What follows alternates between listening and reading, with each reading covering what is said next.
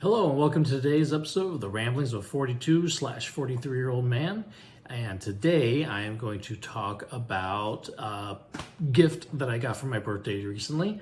And so I'm going to talk about the Batman 4K/Blu-ray release. We'll go over the movie itself a little bit, and then we'll kind of talk about the special features that are on here. And I'll give you a quick rundown of what that disc looks like.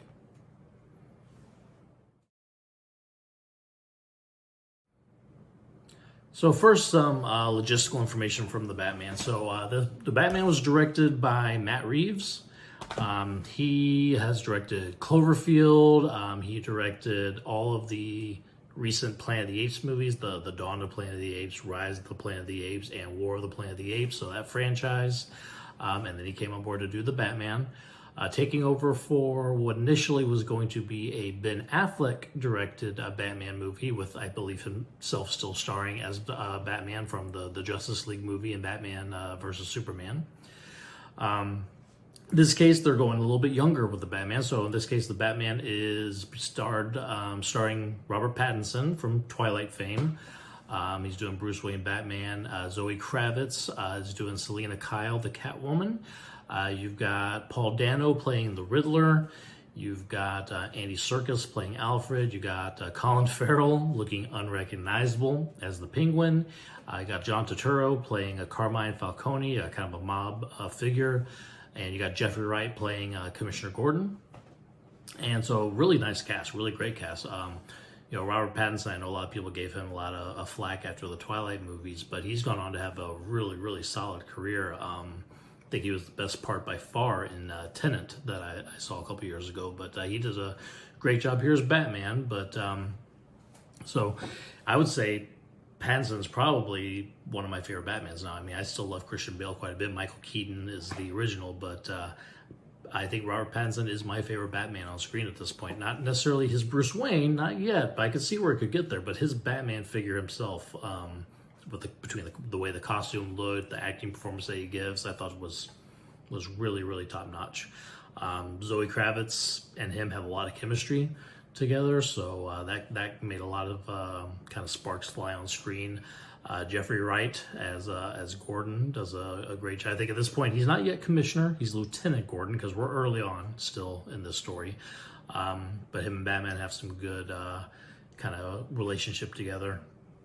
And then obviously you got a lot of good, Andy Serkis, John Turturro, some really great character actors working there as well. Next part I'll get into will be the story. This iteration of the Batman, the story is he's in his second year pretty much of being Batman. So it's not quite year one, it's kind of year two.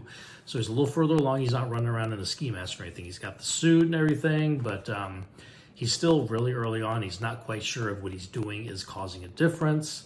He's going out there and he's just, he as he says, he's being vengeance. You know, he really is just going out there and beating people up because of, the things that happened with his parents, obviously, when he was young, but just, the city itself and all the corruption stuff that he sees. He's going out there really just to try to scare the criminal element and try to get them to, clean up Gotham just a little bit. But this story is, versus a lot of the other stories that we've had of Batman on the big screen, is much more of a detective noir type story. Which, if you've read Batman comics, is a lot of what Batman was. He's the world's greatest detective in the comics. Movies haven't really shown us that too much. Christian Bale's Batman, the Christopher Nolan movies, did a little bit, but even then, it was mostly a lot of kicking and punching.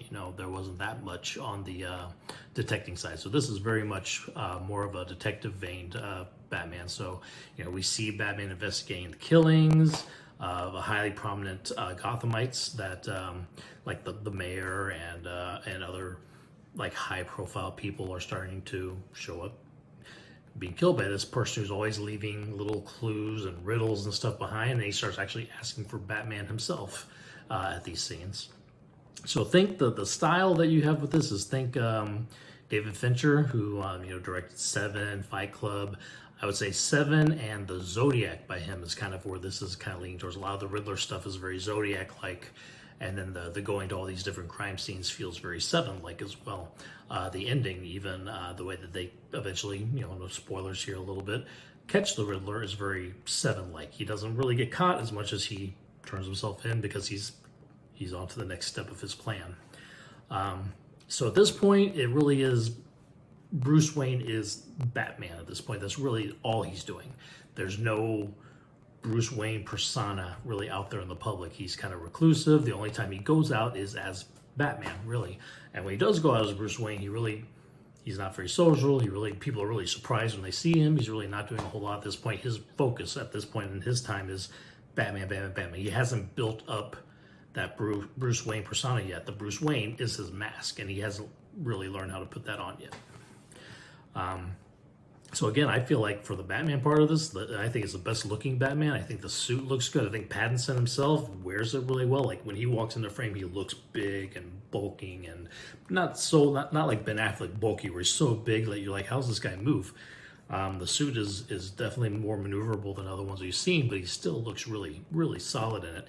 Every time he's walking down the hallway, I think that the sound design on it was to make his footsteps like really heavy sounding. So they did a good job just with the atmosphere of that character. There's a fight scene where he's coming out of an elevator, and the only way that it's lit is just with the gunfire and the flashes from the guns, and that's how you see the choreography of the fight. That's one of the best scenes, I think, in the movie. So the Riddler figure, I believe I mentioned already the Zodiac from David Fincher. That kind of is where he's coming from, like a Zodiac killer type serial killer, leaving these clues behind, letters, kind of poking fun at the police, leaving little notes for Batman. And he's trying to uncover some of the corruption inside of Gotham, which, if you think about it, is very similar to what Batman's trying to do, but he's taking it to the further steps. I mean, he's killing people, and that is something that even in this iteration of Batman, he's not willing to do. So Riddler, the Batman can maybe even see some like, is he doing the right thing in the wrong way, possibly. Catwoman, she kind of has her own agenda in this. It's very separate from the Riddler part. More to do with the Carmine Falcone mob character and the Penguin. They kind of all intertie together. Speaking of the Penguin, amazing makeup work. They turned Colin Farrell unrecognizable. There's a special feature we'll talk about later about how that goes down, and it's pretty cool. So Gordon, in this one, him and Batman have a pretty tight relationship. He actually calls Batman out to the crime scenes and stuff. He's got the spotlight that they can shine out for him. So the rest of the police force isn't quite as sure, but they trust Gordon enough that they're able to kind of let Batman come in and do some of his stuff.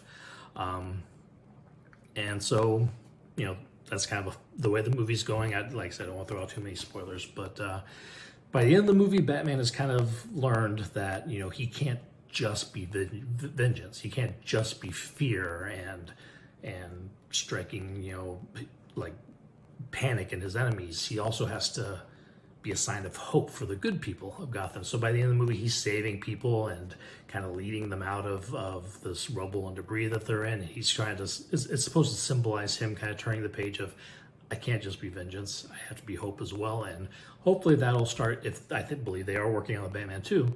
The hope is that we'll start seeing maybe he will build up that Bruce Wayne persona, and then he won't just be Batman and vengeance and anger all the time. There'll be other pieces coming into it as well. So there's the story. Next part of it we'll talk about is the special features that came on this disc.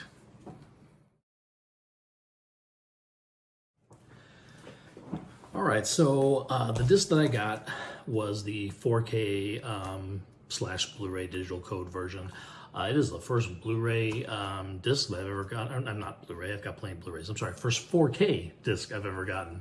And recently got a 4K TV for the first time.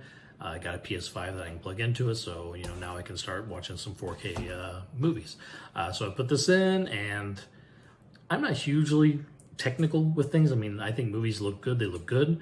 But even I could tell like things are really sharp. That this movie, obviously, anytime you're watching a Batman movie, there's quite a bit of darkness in it, and those darks come out really well in 4K. There's not, sometimes you're watching like even a Blu-ray and you'll see like little digital like pixels here and there flat. Like this was completely clear. The blacks were black, the grays were grays. You could see different tones of black. I mean, Again, for not very a technical person, I could even see that there were some differences in the presentation.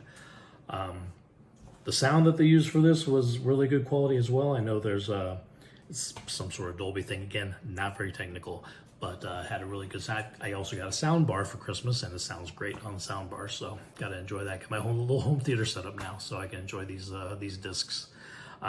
But let's get into some of the special features that are on there. So biggest thing is one called Vengeance in the Making, and that is a 1 hour, approximately, I think it's like 54 minutes, kind of behind the scenes documentary. They go through Matt Reeve's thought process while he was writing the movie. They go through casting and working, to get Robert Pattinson, and some of the screen tests he does with Zoe Kravitz, and getting Paul Dano, getting Colin Farrell, getting all that cast put together. And then production actually goes into like starting from day one of production and going, and how about 2 months into production, COVID happened, quarantine happened. They had to shut down completely for, I believe it was like solid 6 months. I think they came back like the following September or something. Even then, you can tell, everybody's got their masks, and even people like wearing hoods and stuff to kind of keep themselves from getting contaminated and stuff. It was a crazy time. We all lived through it recently, but they went back into production trying to be as safe as they could, and they were able to wrap up everything, and they showed how that whole process went down. And so that's kind of your biggest chunk of the special features. The disc boasts on the end over 2 hours of special features. Well, about an hour of it is right here in this one chunk. Then you got a couple deleted scenes. Not huge things. Probably the biggest one would be there's a additional scene with the Joker character that we see very briefly at the very end of the movie.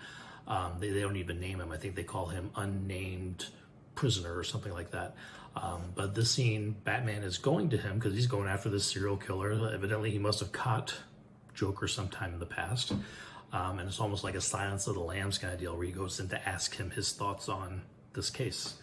And, Joker just pretty much plays with him, and he even, calls him out on he's kind of doing what you say you're doing. He's just doing it more thoroughly because he's getting rid of these people. But, of course, Batman doesn't want to do that. He thinks he's better than that, above that. But, Joker kind of calls him out on the fact that he's after somebody who's kind of wants the same things he does. And so pretty interesting seeing Barry... It's Keogh. I have trouble pronouncing his last name, but the actor that they got for the Joker, I think if they end up having him more in the next movie, which is more than likely, I think he'll be doing a pretty good job. Obviously, nothing is ever going to reach Heath Ledger type performance from The Dark Knight, more than likely, but if he can do his own thing and make it his own, hopefully that will be a good performance as well.